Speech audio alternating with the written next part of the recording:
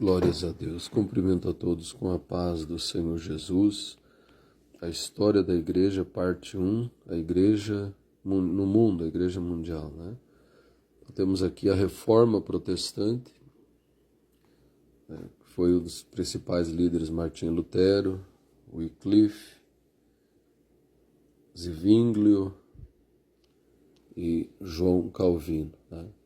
Foram homens que lideraram a Reforma Protestante que houve na Europa, através da qual a Bíblia foi traduzida. Martinho Lutero protestou contra a Igreja Católica, as indulgências e outras práticas antibíblicas.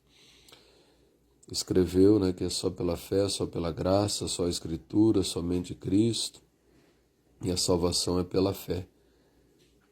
E veja a importância da igreja, No livro de Atos relata a história de Cornélio, que era um homem piedoso, jejuava, orava, dava esmolas, mas não era salvo. O anjo apareceu e disse para ele chamar Simão Pedro. O anjo não pregou para ele. Chamou Simão Pedro, Pedro pregou, e Cornélio foi batizado nas águas e recebeu o batismo com o Espírito Santo. Passou a fazer parte da igreja. Então veja a importância da igreja, esses 2000 anos de história da igreja, Estamos vendo aqui a Reforma Protestante, mas veja a importância da igreja. Por isso que o Senhor Jesus disse: edificarei a minha igreja e as portas do inferno não prevalecerão contra ela. Temos aqui outros reformadores, Savonarola, John Hus, Zwinglio, Ulrich Zwinglio, Martinho Lutero, Guilherme Farel, William Tyndale, William Farel, João Calvino, os reformadores, da igreja. Aqui também está um pouco Lutero, Calvino, Zwinglio, louvado seja Deus, também Henrique VIII da Inglaterra, alguns reformadores aí. E aqui também mais uma parte da história da Reforma Protestante. Deixa eu botar de lado aqui para nós pegar melhor. Martinho Lutero, Felipe Melanchthon, João Calvino, Busser, Zwinglio, alguns reformadores, Em 1500, por volta de 1500, quando eles protestaram, reformaram a igreja, Vamos ver alguns tópicos aqui, para não ficar muito longo o nosso vídeo, A igreja católica se corrompeu, se afastou da Escritura, da Bíblia Sagrada, e Lutero rompeu com essa tradição católica, escrevendo as 95 teses em 31 de outubro de 1517 e as fixando na Catedral de Wittenberg.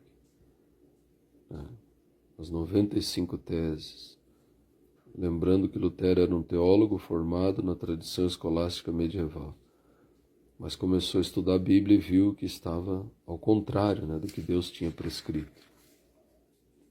Então a reforma foi um grande movimento, que permitiu que a Bíblia fosse traduzida. Houve guerra na Europa e, sendo traduzida, chegasse até nós.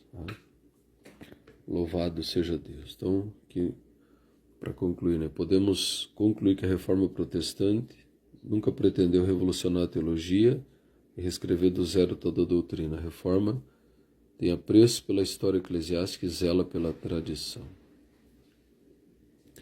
Então sabemos que nessa primeira parte aqui, a Reforma, através desses homens de Deus, louvado seja Deus, sendo o principal dele, Martinho Lutero, que protestou, que encabeçou a reforma, que tomou frente, foi protegido pelo imperador da Alemanha. O Papa exigiu que ele fosse entregue para ser queimado, mas o imperador da Alemanha na época